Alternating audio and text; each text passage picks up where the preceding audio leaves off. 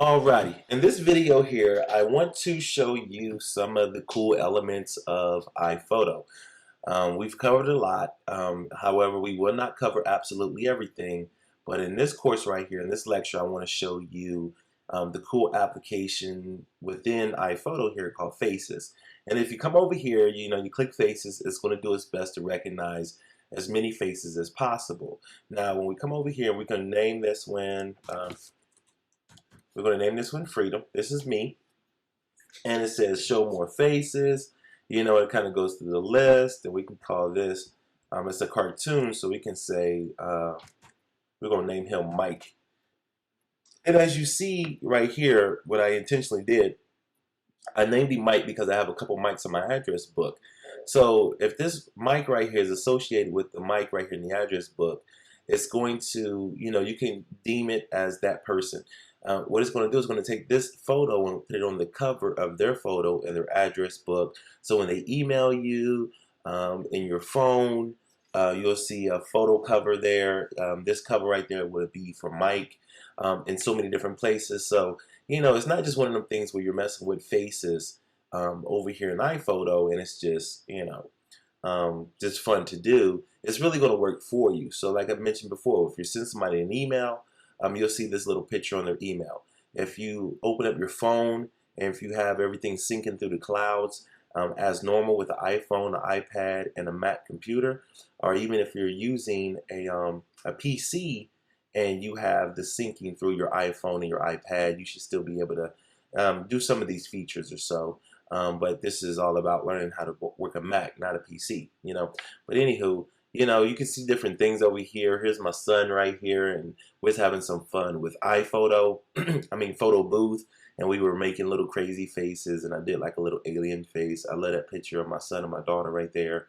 It's really cool, really fun, and you can kind of click through here and say show more faces, and it's recognizing the faces, okay? So when you come over here and click, continue the faces, you double click to see more faces. So we can click over here, we can see more faces and all kind of different things. The more photos that you put in, the more it's going to recognize. If it doesn't recognize them, right over here in faces, you can come over and you can say, or you can go to your events and you can come over here and you can come right in here and you can, say, come over here and kind of deem it as a face picture. So you can come over here to info, faces unnamed right here, add face, and you put the little box over there, you name it. We want to name this one Freedom. It already has my little category there, even though that's not really me. I made it as me, but I'm doing it when I'm showing you here. Over here in faces, there's Freedom. We have two photos. You click them there, and there's the two right there. So as you import more photos of yourself, it's pretty simple, pretty easy. Let me expand this out a little bit further here. So over here we have photos and we have faces, a little switch there. It almost has like a little iPhone feel to it. It's pretty cool. So right here you can just see the faces. Over here you can see the entire photo, and not just the face. You see the difference there, okay? Over here it's going to be places. We seeing many faces and we're going many places. I know you guys love my humor. I know you're clapping on the other side of the computer, but Anywho, so when we come over here to a photo, for instance, we're going to select this photo and we're going to say this photo right here was taken assigned to place, and we're going to just start typing in Atlanta. ATL. Look at that. That Mac is so smart. It calls it ATL and Atlanta. So we say Atlanta. You can take your little push pin there, and you can put it exactly right where you want it. You can zoom in. You can even actually click this button right here and kind of select the location pretty much where you are. So say we was out here in the middle of nowhere and we took this picture right here on this road or so, okay? And now, with a Mac, you don't have to confirm too many things. You just do it. It's done. We go over here to places now, and you can see the different places where we've taken pictures now. If you're taking pictures with your phone, more than likely your GPS in your phone is going to capture it. If you're taking pictures with a high definition camera, a DSLR, sometimes your camera will capture it. But here's a quick tip. You know, if you have a DSLR and it doesn't have the GPS card built into it, and you go out on a photo shoot, you go to a lake and you take a lot of pictures at a lake, and you want to keep that memory and you want to know exactly where that was. And say, for instance, we were over in Roswell, Georgia, Roswell,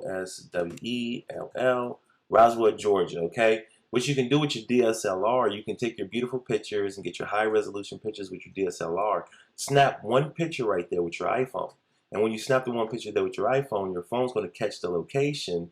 And what's going to happen from there is going to be, it's going to, the one picture is going to have that location, and then you tie all the other pictures from your DSLR camera to that one photo that you snap with your iPhone. So we got another photo here, and we're going to go back over here to places, and now you see two different markers here. Here's one in Roswell, and here's one over here in Atlanta.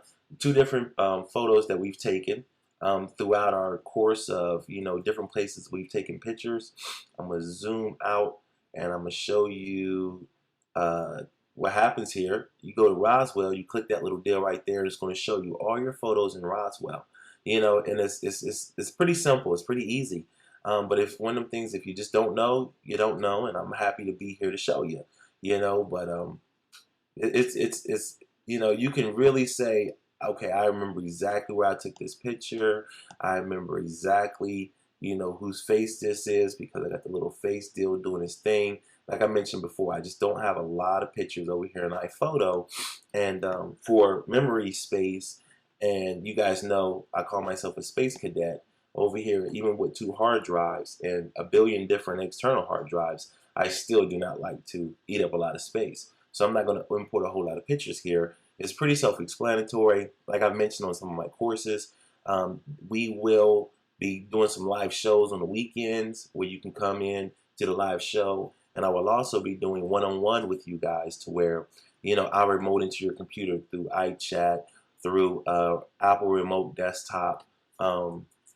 You know, this application right here, I can control your screen. We can talk to each other right through the computer, and I can teach you how to do things. So if you need that care and that attention, be on the lookout for that video in the bonus section. It will be in the break time bonus section of the video. We have one more video that we're going to create in reference to iPhoto,